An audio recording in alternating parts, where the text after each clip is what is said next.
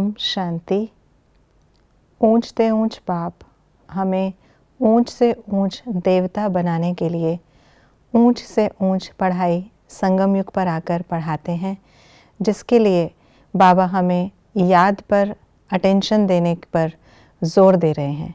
तो आइए रिवाइज़ करते हैं आज के 4 दिसंबर 2024 के मधुर महावाक्यों को। याद के विषय में बाबा ने क्या बताया? सारा मदार याद पर है, याद से मीठे बन जाएंगे, याद से ही माया की युद्ध चलती।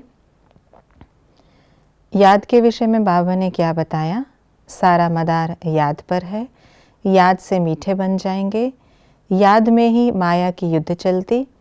हम आत्मा पतित से पावन बनने के लिए बाप को याद करते।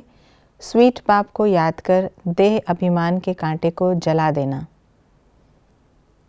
रूहानी बाप रूहानी बच्चों से क्या पूछते हैं? मुझे कितना याद करते हो?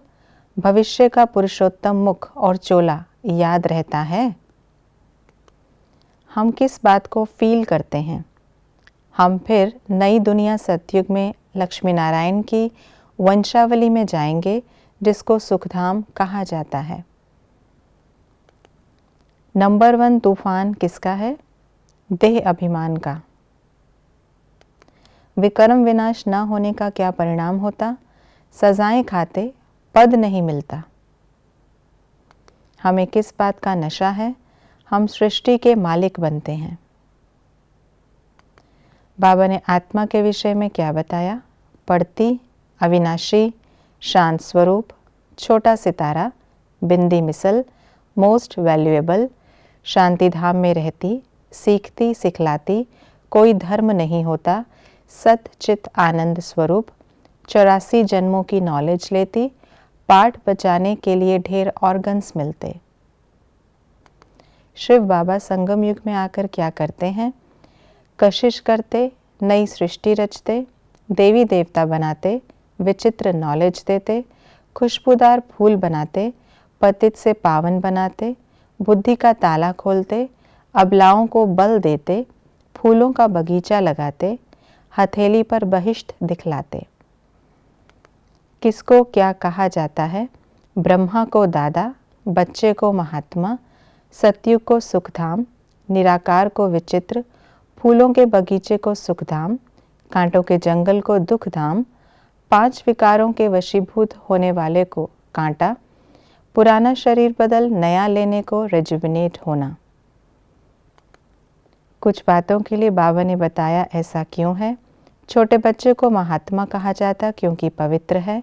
देवी देवता सब एक जैसे नहीं होते क्योंकि राजधानी है। बाप पर फूल चढ़ाते हैं क्योंकि फूलों का बगीचा लगाते। छोटे बच्चे फूल हैं क्योंकि कर्म अकर्म विकर्म को नहीं जानते।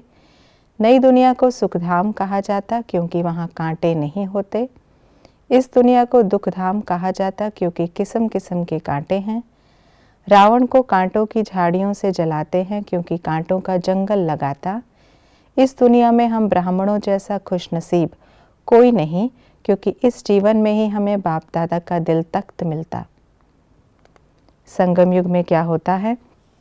ये ज्ञान मिलता, शिव से शक्ति मिलती, बुद्धि अलौकिक बनती, बाप दादा का दिल तख्त मिलता, माताओं को ज्ञान का कलश मिलता, शिव बाबा द्वारा नई दुनिया की स्थापना होती। संगम युग में हम क्या करते हैं? घर बैठे अपनी कमाई करते, सजाएं ना खाने की मेहनत करते, सारी दुनिया को राम राज्य बनाते, सदा खुशी की खुराक खाते और बांटते, ज्ञान की बातें समझकर दूसरों को समझाते, नर से नारायण बनने के लिए बाप के पास आते, पतित से पावन बनने के लिए पावन बाप को याद करते, रचता और रचना के आदि मध्य अंत के 84 जन्मों की नॉलेज लेते। हमें किन बातों की धारणा करनी है?